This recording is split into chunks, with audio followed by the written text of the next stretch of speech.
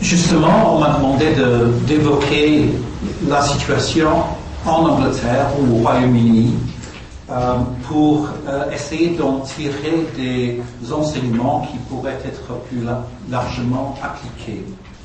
Et comme vous avez vu, si vous avez lu mon résumé, je crois que la grande majorité des pays aujourd'hui sont en effet multilingues.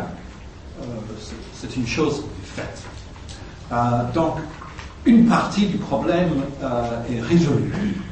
On n'a plus besoin d'aspirer à être multilingue parce que nous le sommes déjà. Et de plus en plus d'ailleurs.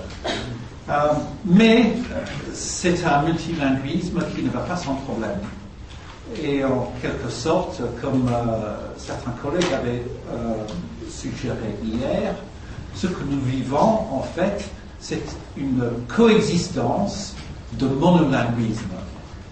Nos pays multilingues, en fait, manifestent un manque d'interaction et de communication au niveau linguistique entre les communautés. Et je donne par exemple la ville de Londres, qui est extrêmement internationalisée. On compte 300 communautés linguistiques à Londres. Et parmi ces communautés, en fait, la communauté française est une des plus grandes. Il y a 400 000 Français qui habitent à Londres. Et on disait récemment que Londres serait la 6e ville française si elle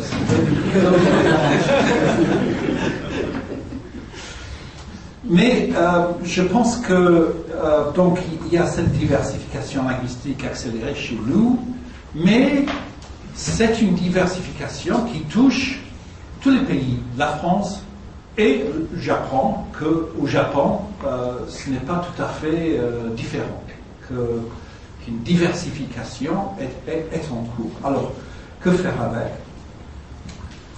Avant de me lancer dans les solutions, je voudrais développer le problème que David a évoqué, que l'avantage global d'une langue internationale est à double tranchant.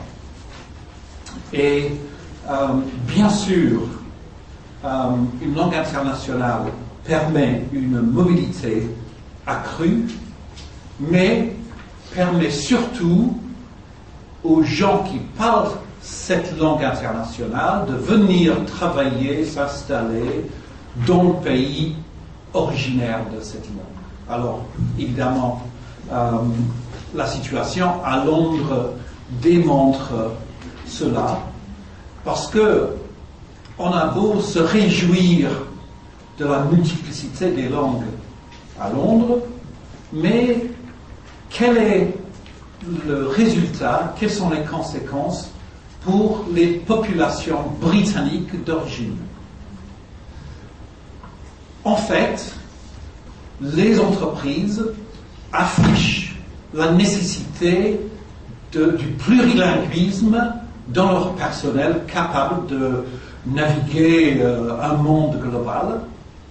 Mais si dans la City, le quartier financier de Londres, on a des besoins de spécialistes financiers pouvant parler le turc, eh bien, on va les embaucher à Istanbul. Ou on va les embaucher en Turquie, ils viennent s'installer en Angleterre et ils sont très à l'aise parce qu'ils connaissent très bien l'anglais, ils n'ont pas de difficultés d'intégration sociale dans notre pays, mais ils occupent des postes qui exigent des connaissances linguistiques. C'est un exemple parmi des centaines que je connais. Et le résultat, j'ai parlé dans mon résumé de la logique du maître esclave. Alors, si vous connaissez votre Hegel ou votre Kojève, vous ne vous étonnez pas de voir que le dominé, dans certaines conditions, devient le dominant. Parce que c'est le dominé qui doit travailler, qui fait l'effort, qui acquiert les compétences, et les dominants s'assoupissent dans une impuissance et une dépendance. Or, l'Angleterre commence à se réveiller. Et pour reprendre le mot des astronautes, nous savons que we have a problem. Ouais. Et que le manque relatif de plurilinguisme chez les Britanniques autochtones, comme on pourrait dire, ça pose un problème. Il y a la difficulté de motiver les jeunes Anglais à apprendre des langues étrangères. En général, les classes moyennes, les classes bourgeoises, ne s'inquiètent pas. Ils apprennent le français, ils apprennent le chinois, n'importe quoi. Là, on parle de peut-être 6 ou 7% de la population dans des écoles privées, que nous appelons chez nous des écoles publiques, bien sûr.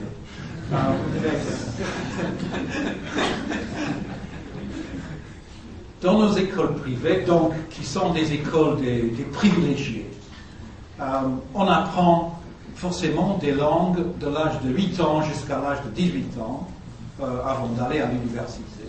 Mais ce sont des écoles qui produisent les chefs du monde futur. Ils savent qu'ils vont avoir des carrières globales. Alors, ils ont besoin des langues, ils le savent, et ils font l'effort nécessaire. Le problème se situe plutôt dans les grandes masses de la population britannique, qui est démotivée par un discours qui signale que le reste du monde s'est mis à parler anglais, donc pourquoi est-ce qu'on a besoin d'apprendre les langues étrangères? D'ailleurs, il y a énormément d'anecdotes qui renforcent cette attitude. Des jeunes qui apprennent l'allemand veulent aller pratiquer en parlant avec un Allemand pour voir que l'Allemand est beaucoup plus déterminé à pratiquer son anglais en parlant avec le jeune anglais. Et or, ce qui a résulté en un problème dans les écoles, un problème de motivation. Et finalement, c'est la seule chose qu'on sait de la politique linguistique britannique, c'est qu'il y a 6 ans, le gouvernement a rendu facultatif en Angleterre les langues à partir de l'âge de 14 ans. Ça ne s'applique pas au Pays de Galles ni à l'Écosse, mais à l'Angleterre. Pourquoi? Ce n'était pas parce que le gouvernement voyait mal les langues ou voulait supprimer les langues étrangères. Non, au contraire, c'était les parents d'élèves qui se plaignaient, qu'on passait trop de temps à faire des apprentissages de langues plus ou moins inutiles. Pourquoi est-ce qu'on ne pourrait pas consacrer le temps scolaire à l'étude des sciences, des mathématiques, à des choses utiles? Or, c'est donc une réponse des décideurs à des pressions de la société civile. D'autant plus que les entreprises ne favorisaient pas l'apprentissage des langues vivantes, parce que finalement, ils n'avaient pas de problème. Comme j'expliquais, on va embaucher ailleurs. Et je pense que dans le reste de l'Europe, ce problème n'est pas inconnu. Pourquoi? Parce que, comme l'a expliqué M. Legendre ce matin, et c'est vrai non seulement pour la France, mais pour la plupart des pays européens, à 90 et plus %, les Européens apprennent l'anglais. C'est la première langue étrangère dans tous les pays européens maintenant. Moi, je n'en suis pas fier, j'aurais préféré plus de diversité, mais voilà. Ce qui se passe dans le reste de l'Europe, c'est qu'on s'arrête à l'anglais. Ayant appris l'anglais, on voit les mêmes attitudes que chez les Britanniques. On a appris l'anglais, c'est la langue internationale, alors pourquoi apprendre d'autres langues? Et justement, et je suis sûr que M. Legendre commentera là-dessus, mais l'apprentissage de l'allemand en France, l'apprentissage du français en Allemagne, l'apprentissage des langues non anglophones devient critique, problématique. Pour l'instant, alors que les Anglais savent qu'ils ont un problème, les non-anglophones ne sont pas encore conscients de cette situation comme problème. Il y a des débuts. Et j'exagère en disant qu'il y a une seule attitude vis-à-vis de cette situation. Mais je vois qu'il me reste 2 ou 3 minutes.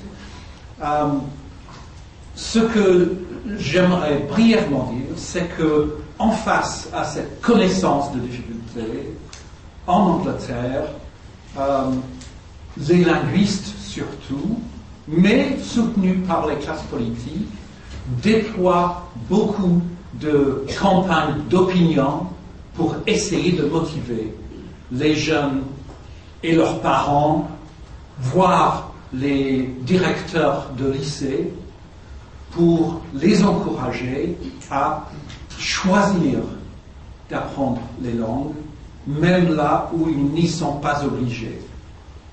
Et n'exagérons pas les mérites de l'obligation.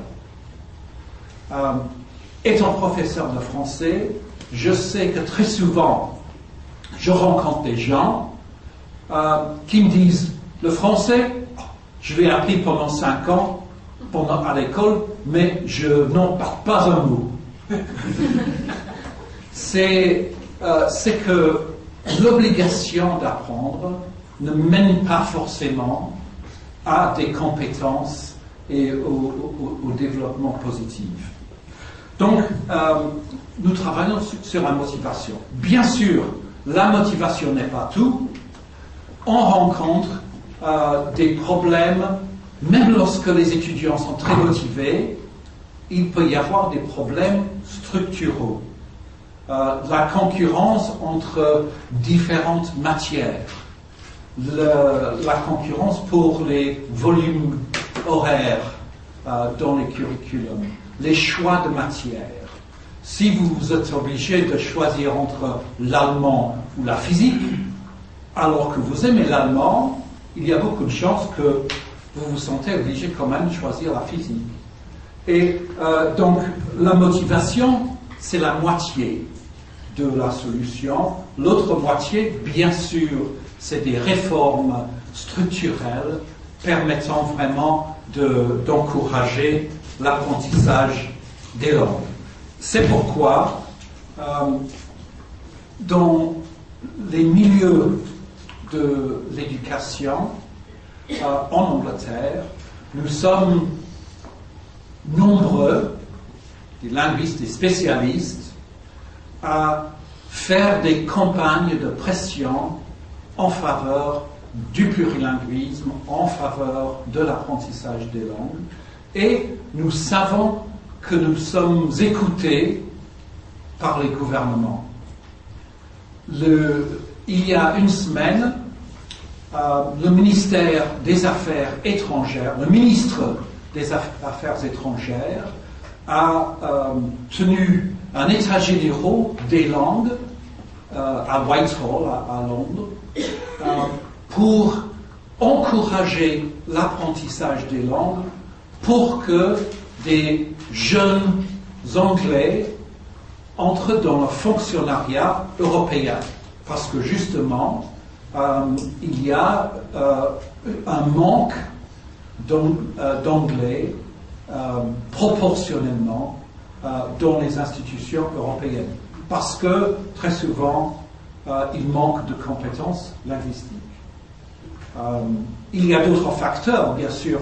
On est mieux payé dans la City que dans la Commission européenne. Mais les compétences linguistiques jouent certainement un rôle. Et pour terminer, j'ai un petit espoir qui m'arrive cette semaine même.